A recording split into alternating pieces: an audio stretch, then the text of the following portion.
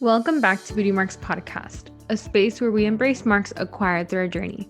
My name is Elizabeth Savillon, and thank you for joining me on episode 50 of this podcast. I'm so pumped about literally almost getting to 1 year of Beauty Marks Podcast. What a journey it has been, and how time has passed by. The other day, once it hit June, I was like, wow, 6 months. Okay, let me go look at what I wrote down that I wanted to complete this year. But it's something that has gone by so fast, I feel. I'm very excited about this week's episode because I have Kahlan on the podcast, and she'll be sharing all about trusting God in the unknown. So let's just get right into it. Honestly, thank you so much for joining me on today's episode, Kahlan. How are you? I'm so excited to have you. Thanks for having me. I'm doing good. I'm alive and well, as I keep telling everyone that wants to know where I'm at on the map of the world. But I'm alive and well, and I'm glad to be here. So thanks for having me. That's good to hear. So I actually met you through church a few years ago. We became roommates. Life changed. You moved to California. I moved back home. So we kind of spent some time apart, but I always remember things about you that you're a very passionate person. And so for those that don't know you, what are some of your passions? So yes, I can be very passionate about things. But I think one of my main passions is missions. I prayed about it for many, many years, but God finally opened that door maybe 4 years ago, 3 years ago. And ever since then, I try to do something within the mission field yearly. Of course, 2020 changed that, but it's been very interesting to see where God takes me. I love design, anything to do with design. I am still in school for interior design, but I've definitely had my hands in anything design wise, and I love it. Any creative juices, anything like that, I love. And I love the youth, anything to do with the youth. I love helping people grow, and I love to encourage people, and especially just the younger generation, have a little place in my heart for them. Yeah. Are you currently doing that work with the youth where you live now? Yes, I do. I just started doing youth leading some months ago. I don't know how long, but it's been more than 3 months, and it's been exciting. It's been nice to kind of learn this generation nowadays because it's so different. Yes. I feel like So, how can we keep up with all the new things and trends and just how they are formed and raised and what they're yeah, taught? Like that's just very difficult. How do yeah. you stay in tune with them? Honestly, I'm constantly being surprised. But it's funny because I think about like social media and everything like that. I was like, I mean, I was a part of the creation of that. How do I not Mhm. know this? But Seriously. it's grown into a monster sometimes. But honestly, these kids just teach me every day, and I'm learning new things. And I pretend to be cool, but it doesn't work all the time. They still love me, Mhm. so that's okay. Of course. I feel So, like you have a youthful spirit. So that's yeah, like you end up connecting with anybody, like of any age, because you're like just very like bubbly, fun, like you know what I mean, like your personality. yeah, So it just you yeah. can connect to anybody, which is a Yeah, it gift. doesn't help that I look very young too. People That still too. think I'm in my early 20s. I was like, y'all are so sweet. Thank you so much for Girl, giving me it's that your age. skin though, like your skin, your hair, I mean your height. There's so many things. Yes. But but you Yeah, have I'm a also lot. very small. So funny. So, But on today's episode, I really wanted to talk about just when you're dealing with uncertainty. And your story has a lot of uncertainty and a lot of changes throughout your mm, story. And I know your story is long and you have a lot of things to say, but I definitely wanted to first talk about how your childhood was like. I know that when we moved in together, I got to know that you were raised Jehovah Witness from your dad's side, and then you got to meet Jesus. So how was that like and that transition? interesting. I was actually raised Jehovah Witness slash Catholic. So I was raised with about five people. My grandparents were Catholic. My mom was somewhat Catholic. My dad grew up as a Catholic, but my parents decided to join Jehovah Witnesses. I don't know what age, but they did. And so that's how we were taught about faith was mostly the way that the Jehovah Witnesses believe. And that's kind of where I learned who God was.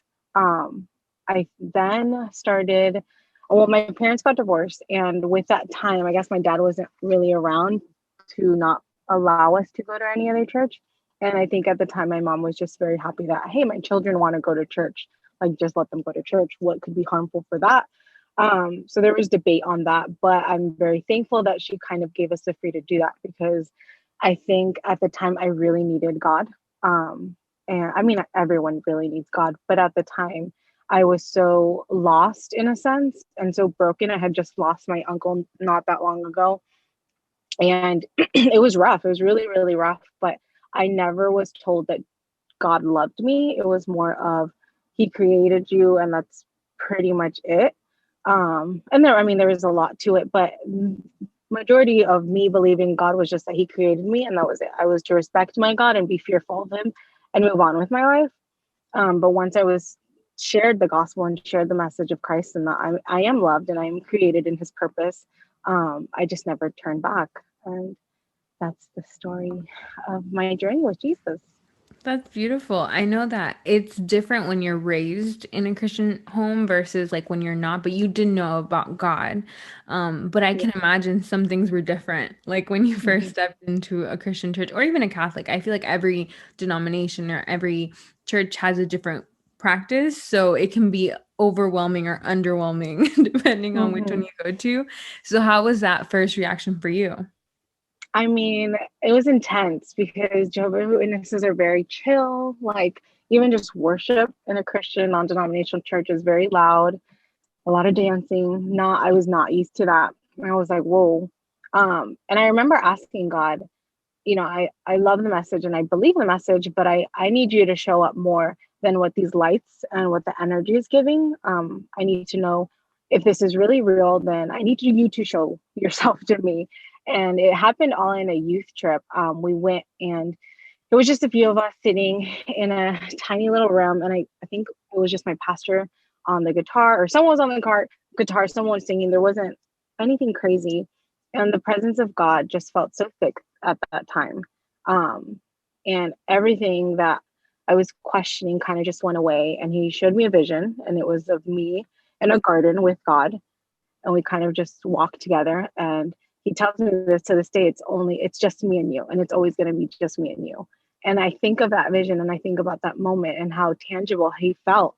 And I mean, that's our God, that's Holy Spirit. That's how he works. And it kind of, with that, was kind of diving deep into what I was really taught and kind of breaking away things that were false, and really diving deep into his word and asking him to reveal himself from time and time again as I was relearning my faith.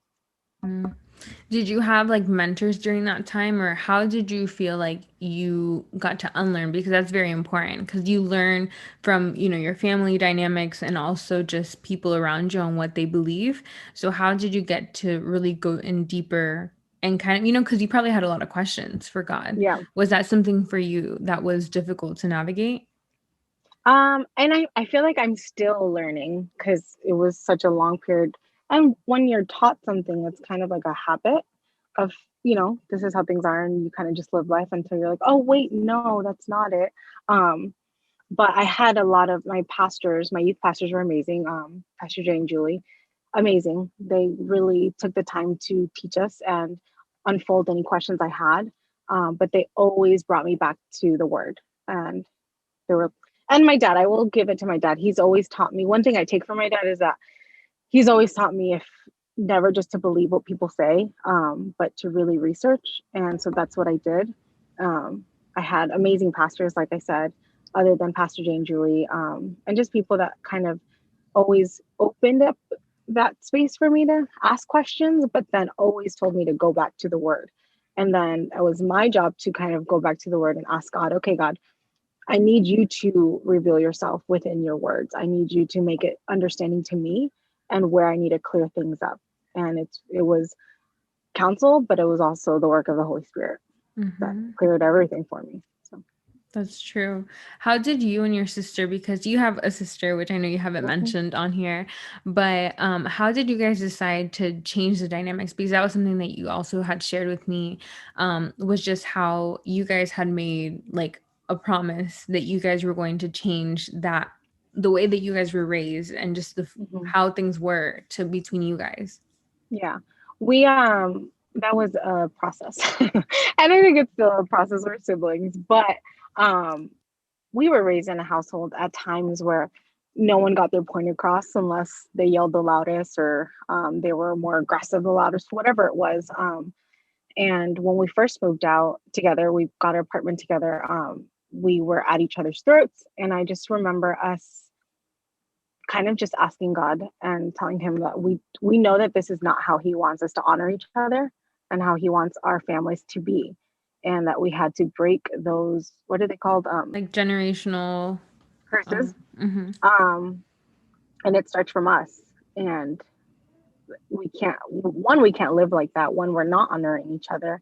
And it was through I constantly prayed.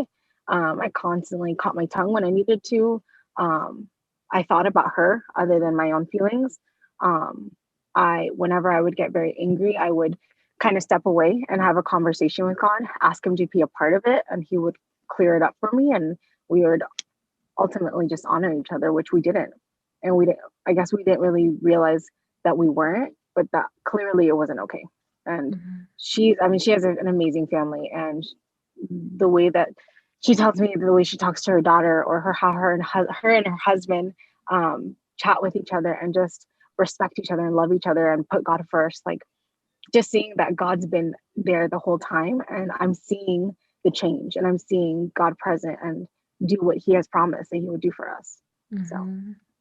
That's nice. And that just takes a lot for you guys to actually make that decision because we are like a result of most of the time what we were taught, what we saw, how we handle issues is usually from that too. So mm-hmm. it really goes deeper than just like, your attitude that you take in the moment. It's like what made you. Yeah. So that is something that I admire because I know that most people and even people I've talked about this on the podcast before, it's like you have the power to change that for your own generation, for your own family dynamics.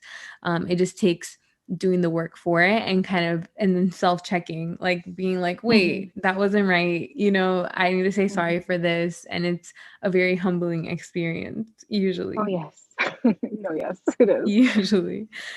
So aside from, your family, how has it been when it comes to uncertainty in your life? How has it been walking in God's purpose for what he has for you? Oh, it's been a journey. It's been a journey. And you've known me for a while now, but I feel like in anything God's kind of placed in front of my path, I'm like, how are you going to do it? But every time it does not fail that he comes through. And he does. And the most crazy and insane ways he does. And of course, one of my biggest moments at the time is moving cross country to a new place where honestly, I didn't realize. I mean, I always said that if I were to move, it would probably be California, but it was never a thing that I thought would actually happen. um, but a few years ago, he gave me a word on a mission trip, and he asked me to move. And I put it on my list of things to pray about. And I said, okay, Lord, we're going to just add this to the list of prayers too. You wanted me to fast more too, right? Okay, we're going to add that too. And I didn't really take him serious on that.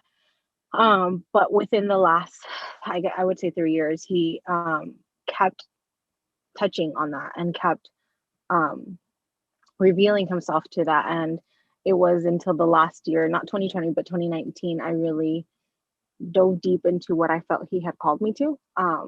And I prayed about it every day.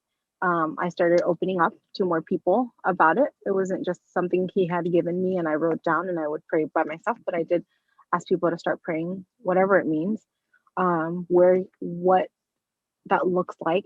And at the time, I was not happy in a job I was at. So I was ready to just pick up and leave. And my sister was like, no, no, no, no, no.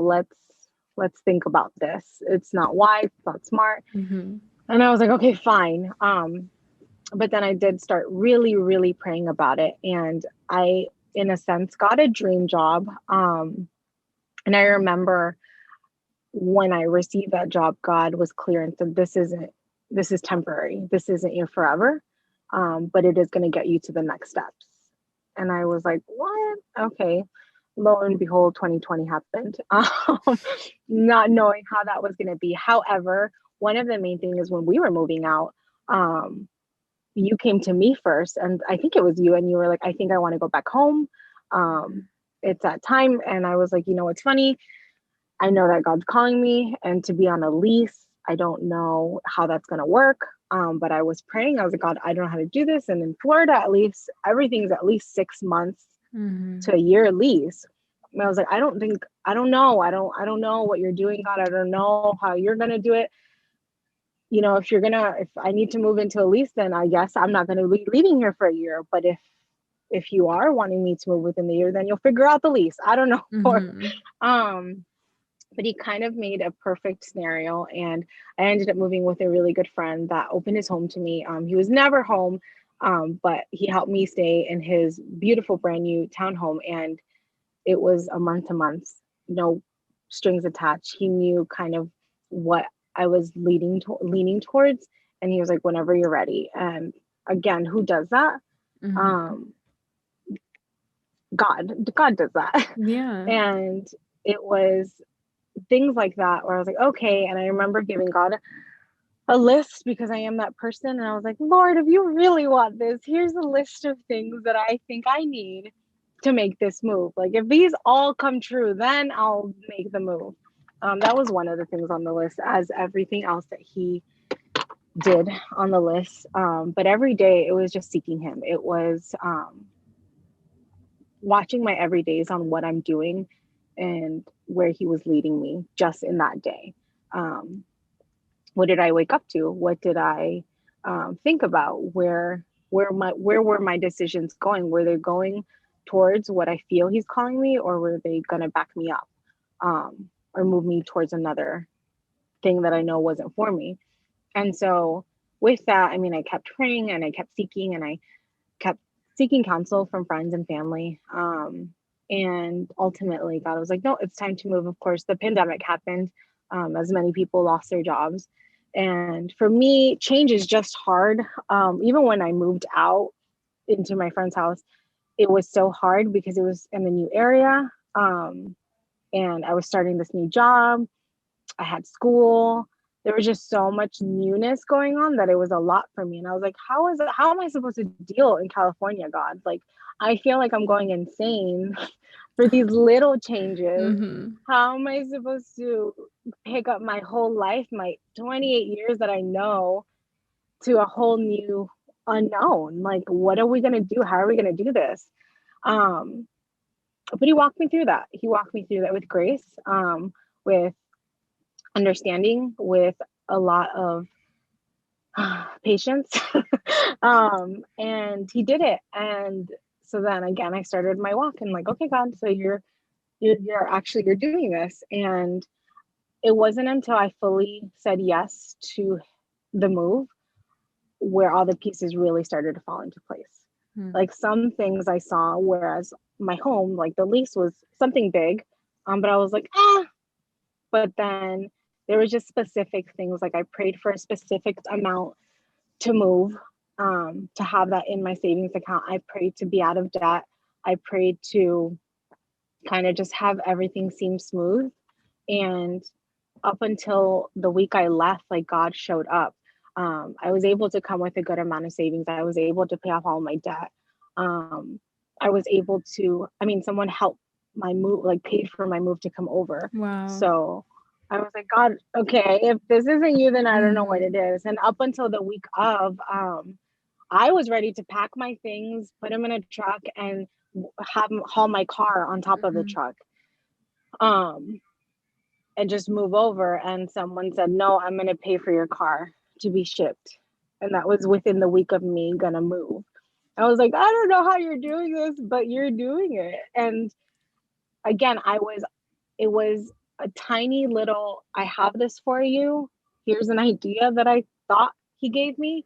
And until I really started leaning into that, until I really started putting him first and putting myself last, was when he started really showing up and really opening those doors. And it was a really, until I said yes to him, because I know our God knows us very well. And I think how he does things, he does it within knowing his child. Mm. And I had a friend that made the move as well a few years ago, and her story is completely different than my story. I sit here and I think, I mean, she kind of just packed her things and flew over. I don't think my process could have looked like that, but I know my God knew that. And so he did it in a way that he knew his daughter, and he has this whole plan for me, even though I don't know it. He's like, just trust me with the today and wait for the tomorrow because I have it handled. And it's hard, That's so good.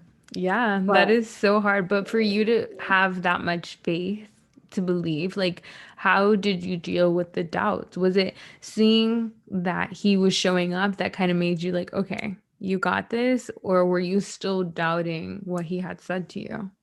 100%. I would love to say I was a perfect little angel and did not doubt. Um, but I feel like every time he showed up, it was like a child with new eyes, just looking at her father in awe. Like, what? And I feel like, in a sense, I never want to let that go. I Mm. always want to be surprised by my God, but I at least since then, I will say, um, I am, I, there's no other trust. There's a stronger trust I have for God.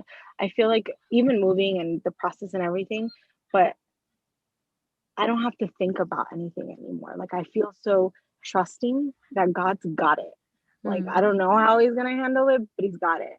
And I've never lived in that without worrying or doubting. And for the first time in a really long time, I can say, like, I don't know what tomorrow looks like sometimes, but I know he's got it. All right, let's Yeah. go. Let's go adventure time.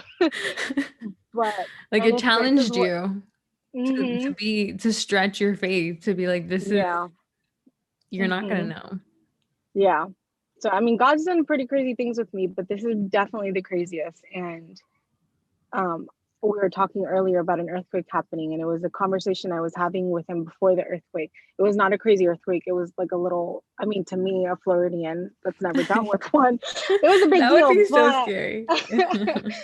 But I remember having a conversation with him, and he reminded me, just like he reminded me when I first knew of Jesus, was it's just you and me, and it's always going to be just you and me. And Mm. it's, how many times does he have to do miracles for that to click? I don't know, but I feel like we're finally getting to a place that it's clicked. And it is just me and him. And I don't know what tomorrow looks or what the year looks like, but I do know that today he's got me and he's gonna get me again tomorrow. Mm. So, Yeah, that's so good. How would you advise then someone maybe like, and maybe you can share a little bit about your own experience, but with uncertainty about, because those are all things of your future, right? We don't know. We worry, about the next day. We worry, even though in God's word it says, like, don't worry about tomorrow. Like, I got you, and we hear the scriptures and we see that. But for practical things, like, for example, a husband or our career that we want and all those things, like, how do you deal with that as well?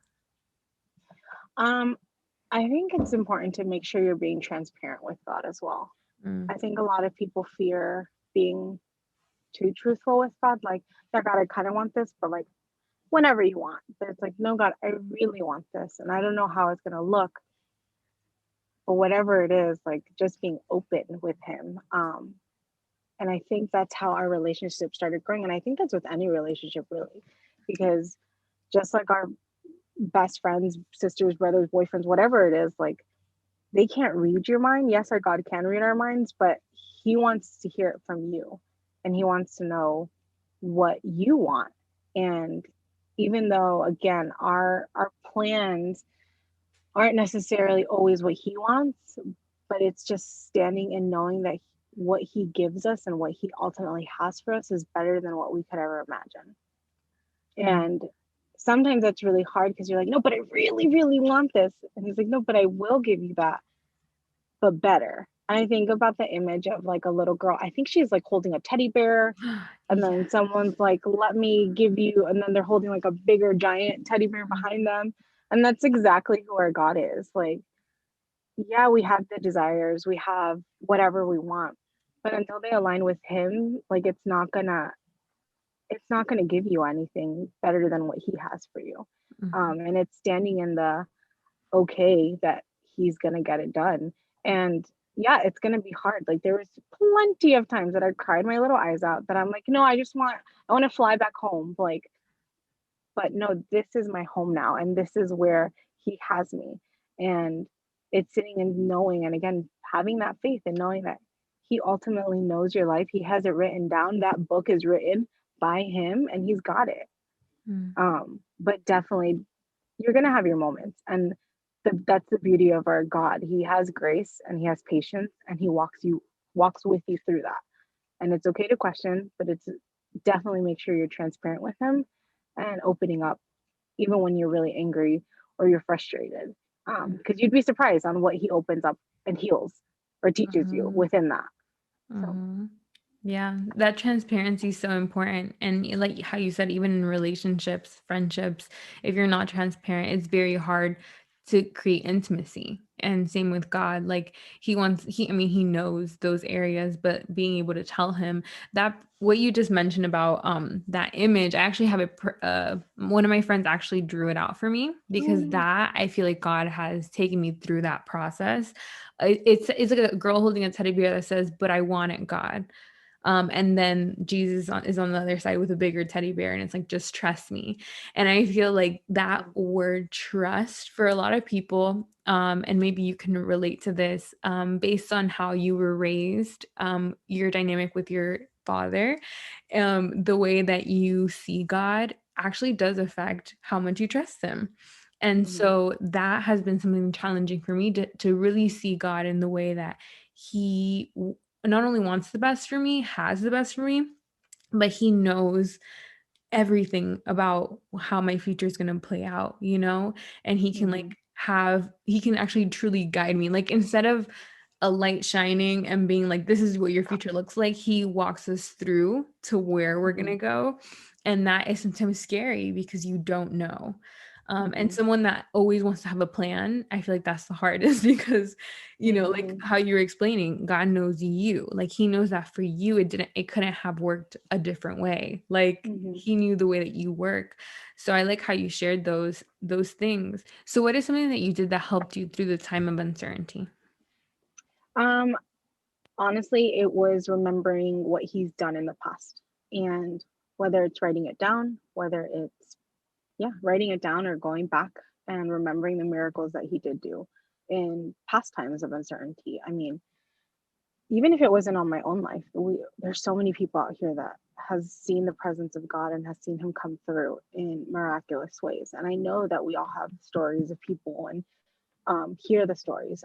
But for me, it was like, okay, God, when you called me on my first mission trip, you called me, you did it, and you made it happen. Or when he asked me to lead a mission trip, I remember sitting there and saying, okay, God, you're funny. No, we already have leaders set up for this. And he kept pushing it. And I said, okay, God, I don't know what you're doing or why you're making me want to lead, not asking me to lead this when you know very well, like we have two set leaders. Like it's not my place. Like I don't want to make it feel like I'm coming in saying, the Lord has called me, move aside. But it's so So funny funny. because the leaders that were going to lead this mission trip were friends of mine, and we started having conversation. And I started praying. I was like, God, I want the right words to come out. I don't want it to come out like that. How are you going to do this? What's going to happen? We ended up having the conversation, and she was like, Kellen, it's so funny because we have been praying. We cannot go on this trip, and we have been praying for God to place someone in that path for us.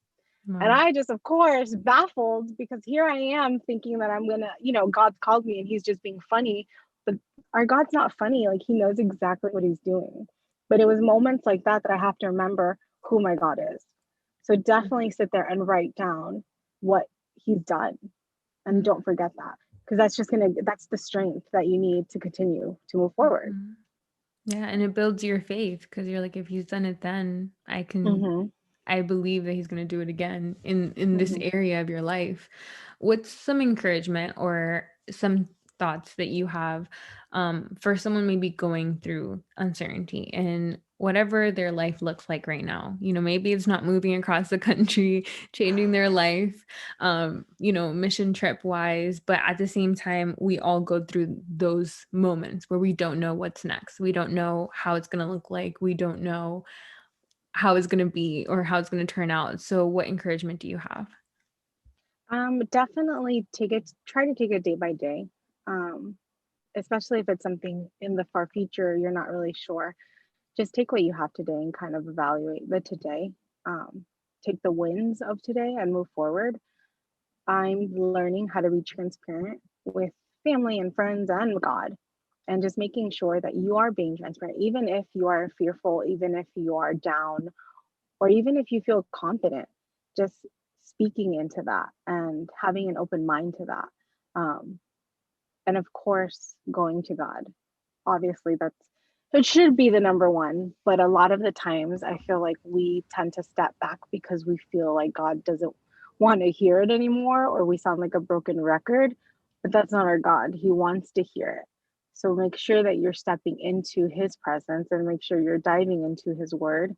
And if you feel like you just can't, then find the people that will do it with you or for you, because I Mm. promise that you'll get through it. So, Oh, yeah. thank you for that, Kellen. Thank you for that encouragement and for sharing part of your story. Hmm. And is there anything else that you want to share?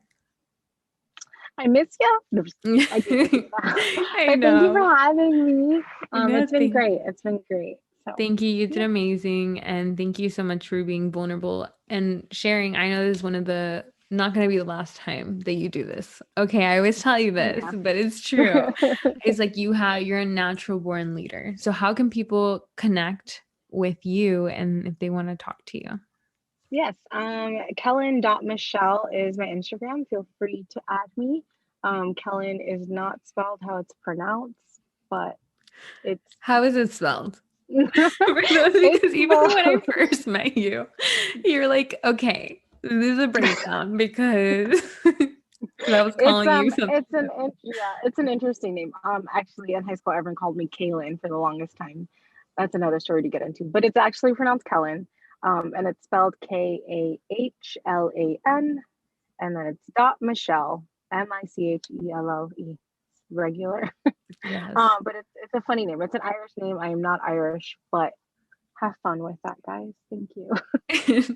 No, honestly, your name is one of those names that like you don't forget because you're like, okay, I have to say it right. No, but thank you so much, Helen, and thank you that I know that you encourage someone today that is going through uncertainty. So thank you so much for being transparent on today's podcast. Thank you. Thank you guys so much for joining me on this week's episode. This episode definitely hit me different, even when I was listening back and editing this podcast episode. I definitely feel like right now in my life, it's really God challenging me to trust in the unknown. A lot of unknowns in my life right now.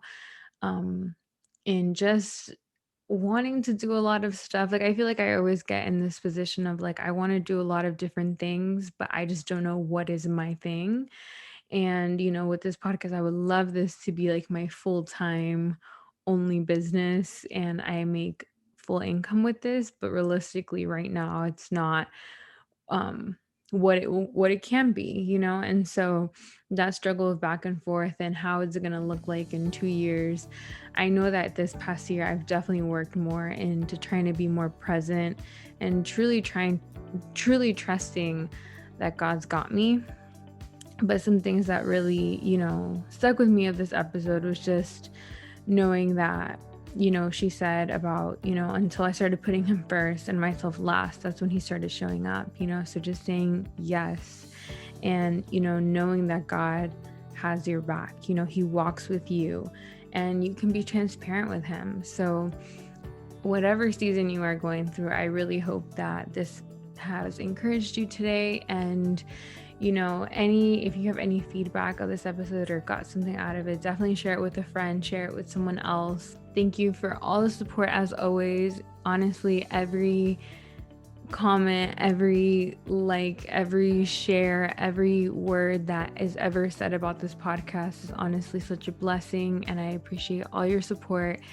Don't forget to subscribe to this podcast, write a review if you haven't, and then make sure to follow me at Elizabeth Savvy. And I will see you guys in next week's episode. Have a great week.